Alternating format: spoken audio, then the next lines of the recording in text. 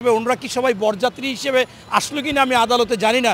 তাদেরকে সুন্দর করে এক একজনকে নামানো হচ্ছে এবং খুব চেহারাও ভালো, কেউ একটু ক্লিন শেপ টেপ করেও আসছে, কেউ যদি গোপটোপ একটু বড় থাকে ছাটাই টাটাই করে এসেছে, মনে হচ্ছে যে কোথাও বিয়ে করতে আসছে বরের মতো, এবং টাইটুই লাগিয়ে মানে ড্রেসও একেবারে ড্রেস আপ করে আসছে সুন্দর করে, এবং ড্রেস মনে হয় আয়রন করা। এই আয়রন করা ড্রেস মানে সোজা কথা যে একজন নওশা, একজন বর যেভাবে আসে উনি সেই রাজার হালে এসেছে। বাংলাদেশের আলেম ওলামা, আপনারা জানেন যে হেফাজতের যে ব্যক্তি মামুনুল হক, সেই মামুনুল হকের অবস্থা কি হয়েছিল, সে লোকটা পঙ্গু হয়ে গিয়েছিল প্রায়। এরকম অনেককে পঙ্গুত্ব বরণ করতেছে। মাহমুদুর রহমান মান্না সাহেব, তিনি যখন তাকে ধরলো, তাকে কিন্তু পরবর্তীতে সে হাঁটতে পারতেছিল না, পঙ্গু হওয়ার অবস্থা হয়েছিল। এরকম বিএনপি বা বিরোধী দল এদের উপর যে টর্চার করেছে, কোনো বয়স বা কোনো চিন্তা ভাবনা, তার পথ মর্যাদা কোনোটা, অথচ আজকে যারা আসছে তারা স্পষ্টভাবে বাংলাদেশের এই গণহত্যাকারী খুনি, তারা অর্থ পাচারকারী, অবৈধ সম্পদ অর্জন করেছে, নির্বাচনের নামে ভোটকে শেষ করে দিয়েছে।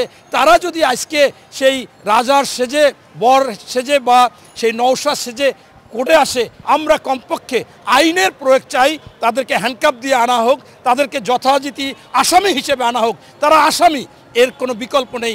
এবং সত্যি সত্যি যদি বাংলাদেশের মাটিতে বিচার হয়, এদের ফাঁসি হবে, এবং সেইখানে সেই ফাঁসির আসামিকে আপনি এই নওশার সাজে আনবেন এবং এইরকম মূল্যায়ন করবেন, এটা তো হতে পারে না। এতে তো আমাদের সন্দেহ হচ্ছে যে আসলে আদৌ যদি এই অবস্থা হয়, নওশা আকারে কোর্টে আসে, তাহলে কি নওশার কি আসলে বিচার হবে কি না, এটাও আমাদেরকে সন্দেহ দেখা দিচ্ছে। যে বাংলাদেশের খুনিরা, বাংলাদেশের দুর্নীতিবাজরা, বাংলাদেশে যারা শেখ হাসিনাকে যারা একেবারে সহযোগিতা করেছে, তার সাথে অঙ্গাঙ্গিভাবে ছিল, এই সমস্ত করেছে, তারাও সুবিধা নিয়েছে।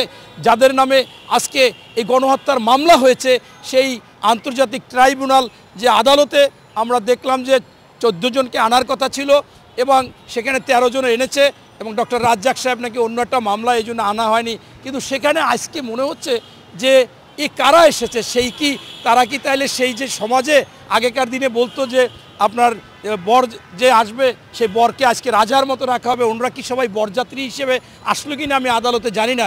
তাদেরকে সুন্দর করে এক একজনকে নামানো হচ্ছে এবং খুব চেহারাও ভালো, কেউ একটু ক্লিন শেপ টেপ করেও আসছে, কেউ যদি গোপটোপ একটু বড় থাকে ছাটাই টাটাই করে এসেছে, মনে হচ্ছে যে কোথাও বিয়ে করতে আসছে বরের মতো, এবং টাইটুই লাগিয়ে মানে ড্রেসও একেবারে ড্রেস আপ করে আসছে সুন্দর করে, এবং ড্রেস মনে হয় আয়রন করা। এই আয়রন করা ড্রেস মানে সোজা কথা যে একজন নওশা, একজন বর যেভাবে আসে উনি সেই রাজার হালে এসেছে, এটা কি আসলে আদৌ ঠিক কিনা।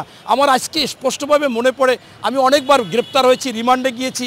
আমি তো ছোট ব্যক্তি, তা আমার ছেলে, আমি যখন জেল থেকে আসার পরে যে বাবা তোমাদের যে বড় বড় নেতারা, এই তোমাদের মহাসচিব মির্জা ফখরুল আঙ্কেল, রিজভী আঙ্কেল, তোমাদের এই যে আমির খসরু মাহমুদ চৌধুরী, এরকম বিভিন্ন জনকে যখন গ্রেপ্তার করে, পরের দিন আর তার চেহারা খুঁজে পাই না। এই কি সেই রিজভী সাহেব, এই কি সেই ফখরুল সাহেব, এমন চেহারার অবস্থা হয় কেন? রিমান্ডে গেলে কি মারে, নাকি কোনো জায়গায় বস্তা টস্তায় ভরে রাখে, চেহারাই চেঞ্জ হয়ে যায়, নাকি খুব কষ্ট দেয়?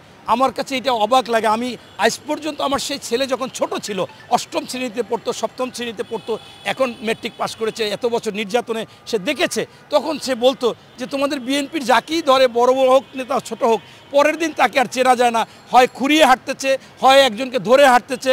আপনারা তো দেখেছেন যে আমাদের বিএনপির কত নেতাকে টর্চার করেছে, তাদেরকে হুইল চেয়ারে আনা হয়েছে। আমাদের শুধু বিএনপির না, বিরোধী দলের অন্য অন্য নেতাদেরকেও তারা হাঁটতে পারেনি অন্য ভর দিয়ে। এমনকি বাংলাদেশের আলেম ওলামা, আপনারা জানেন যে হেফাজতের যে ব্যক্তি মামুনুল হক, সেই মামুনুল হকের অবস্থা কি হয়েছিল, সে লোকটা পঙ্গু হয়ে গিয়েছিল প্রায়। এরকম অনেককে পঙ্গুত্ব বরণ করতেছে। মাহমুদুর রহমান মান্না সাহেব, তিনি যখন তাকে ধরলো, তাকে কিন্তু পরবর্তীতে সে হাঁটতে পারতেছিল না, পঙ্গু হওয়ার অবস্থা হয়েছিল। এরকম বিএনপি বা বিরোধী দল এদের উপর যে টর্চার করেছে, কোনো বয়স বা কোনো চিন্তা ভাবনা, তার পথ মর্যাদা কোনোটা, অথচ আজকে যারা আসছে তারা স্পষ্টভাবে বাংলাদেশের এই গণহত্যাকারী খুনি, তারা অর্থ পাচারকারী, অবৈধ সম্পদ অর্জন করেছে, নির্বাচনের নামে ভোটকে শেষ করে দিয়েছে। তারা যদি আজকে সেই রাজার সেজে, বর সেজে বা সেই নওশা সেজে কোর্টে আসে, এর চাইতে লজ্জার কিছু হতে পারে না যে খুনিদের এরকম অবস্থা হবে। আর আজকে আপনি দেখেন, সাধারণ একজন কৃষক বা সাধারণ একজন, তাদেরকে কিন্তু সত্যিকার অর্থে গ্রেপ্তার করলে তাদেরকে হ্যান্ডকাপ দেওয়া হচ্ছে, পিছনে হ্যান্ডকাপ দেওয়া হচ্ছে। অথচ এরা যে তাদের চাইতে কত খুনি, কত অর্থ পাচারকারী, কত লুবি, কত লুটেরা, এরা যে অর্থের পাহাড় গড়েছে, অথচ এদের বিরুদ্ধে সেই ধরনের অ্যাকশনটা হচ্ছে না।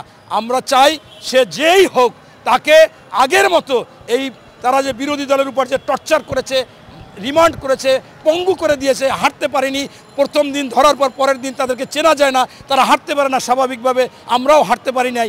তাই সেইটা দরকার নাই, আমরা কমপক্ষে আইনের প্রয়োগ চাই, তাদেরকে হ্যান্ডকাপ দিয়ে আনা হোক, তাদেরকে যথাযথি আসামি হিসেবে আনা হোক। তারা আসামি, এর কোনো বিকল্প নেই।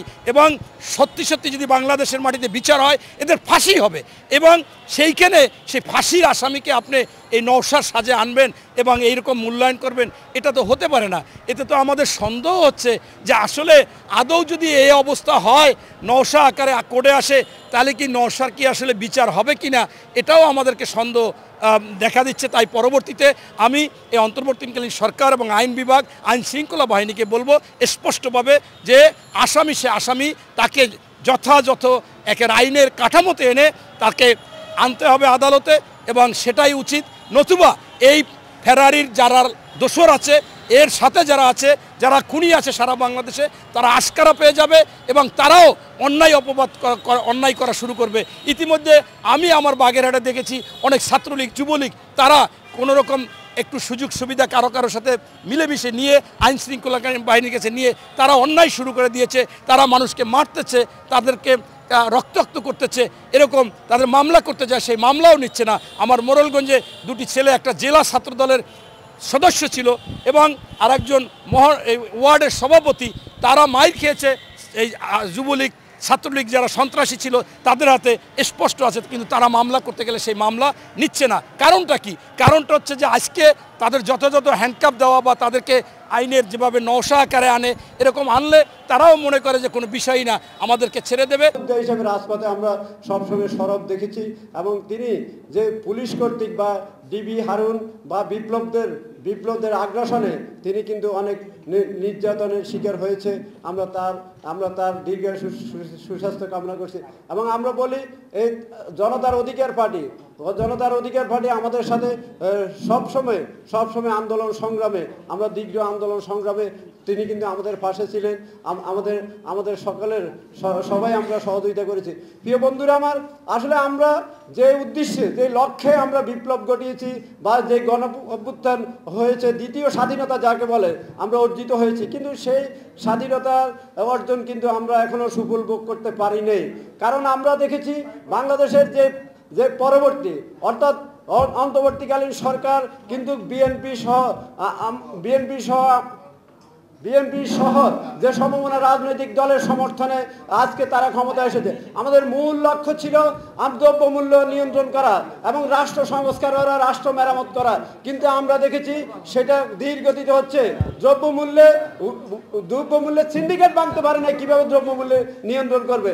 আজকে আওয়ামী লীগের ফেবক্তারা অর্থাৎ আওয়ামী লীগের শেখ হাসিনার দোসররা আজকে বিভিন্ন সেক্টরে বসে থাকি, তারা বিভিন্নভাবে ষড়যন্ত্রে লিপ্ত হয়েছে। আমার বন্ধু প্রিয় রাজনৈতিক সহযোদ্ধারা, আজকে আমরা রাজপথে দীর্ঘ আন্দোলন সংগ্রাম করে এসেছি এই ঘসেটি বেগমের অনুসারীদেরকে সুবিধা নেওয়ার জন্য নয়। অতএব আপনারা যারা উপদেষ্টা মণ্ডলী আছেন, আপনারা অন্তর্বর্তীকালীন সরকারের যারা দায়িত্বপ্রাপ্ত আছেন, তাদেরকে আমি সতর্কভাবে বলতে চাই, আমরা রাজপথে আন্দোলন সংগ্রাম করেছি, দীর্ঘ আন্দোলন সংগ্রামের মাধ্যমে আজকে আমরা এই ঘসেটি বেগমকে বিদায় করতে পেরেছি। কিন্তু আমরা তার অনুসারীরা বা তার দোসররা আজকে বাংলাদেশের বিভিন্ন সেক্টরে তারা বিভিন্নভাবে বিনিয়ে ষড়যন্ত্রে লিপ্ত হয়েছে। এই ষড়যন্ত্র বন্ধ করতে হবে। আমাদের নেতা জনাব তারেক রহমানের ৩১ দফা বাস্তবায়ন করতে হবে।